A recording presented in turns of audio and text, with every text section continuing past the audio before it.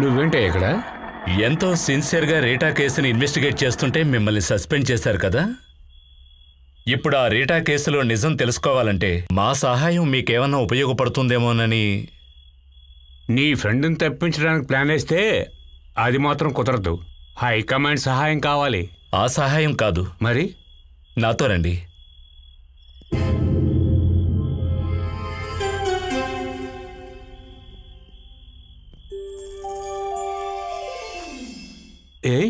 నువ్వు బయటకు వచ్చావా? నువ్వు బయటకు వచ్చావంటే ఏదో మహాతంత్రం చేస్తున్నట్టే. సార్ ఇప్పుడు డ్యూటీలో లేరు, ఆ విషయం మర్చిపోయినట్టున్నారు. ఒరే సునీలు, నువ్వేంటి ఇక్కడ? మీరు నన్ను ఇంతవరకు లాకప్లోనూ చూశారు సార్, కాస్త బయట కూడా చూడండి సార్. అయితే నువ్వే అనమాట ఈయన బయటికి తీసుకొచ్చి? అవును, నేనే సార్ని బయటికి తీసుకొచ్చాను ఒక సహాయం కోసం. ఏం సహాయం? చెప్తాను. ఒకప్పుడు ఒక రాజకీయ పార్టీ రీటా మీద తప్పుడు కేసు పెట్టింది. అలా చేసిన ఆ మంత్రి నిజస్వరూపాన్ని రీటా బయట పెట్టాలనుకుంది. సాక్ష్యాలన్నీ తనకి వ్యతిరేకంగా ఉన్నా ఆ జడ్జి ఎందుకనో రీటా నిరపరాధి అని తీర్పు చెప్పాడు. పార్టీ ఓడిపోయినందుకు ధార్మిక బాధ్యతని తను స్వీకరించి ఆ మంత్రి తన పదవికి రాజీనామా చేశాడు. ఆ మాజీ మంత్రి బివి ప్రతాప్. మీరు చెప్పారే హైకమాండ్ రికమెండేషన్ అని. అవును, ఇవన్నీ మీరెలా తెలుసుకోగలిగారు? సర్లే, నేనేం చేయాలి? నా తదుపరి లక్ష్యం అదే. బివి ప్రతాప్ ఎవరో అందరికీ తెలియాలి, ఏఎస్పీకి తెలియాలి, ఆ ఇన్స్పెక్టర్ రవి కూడా తెలుసుకోవాలి. అది మీరే చెయ్యాలి.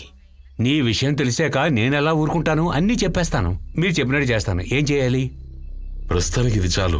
ఓకే, ఈ కేసు ముందుకొస్తే చాలు. సార్, ఈ కేసులో మాకు హెల్ప్ చేయాలి. ఇది మా ప్రెస్టీజ్ విషయం కాదనకూడదు. మహారాజా వస్తాను.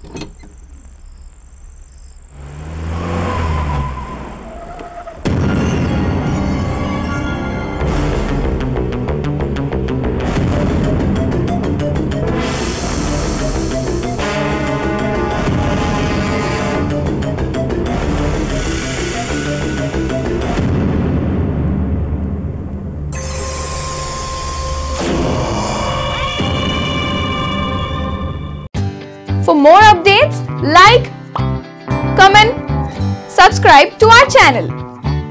Hey darlings, గంటని click చేయడం మర్చిపోకండి.